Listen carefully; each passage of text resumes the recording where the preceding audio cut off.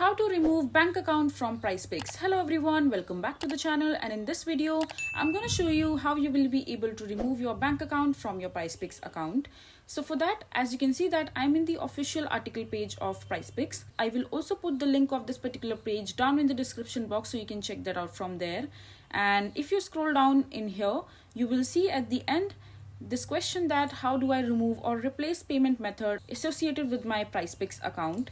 So you may not remove payment method until you have been PrizePicks member for at least 60 days, and after 60 days you can remove payment method yourself using the app. So you just have to log into your account and tap the deposit button on the top right corner, and once the deposit page open, you will be able to see the trash icon.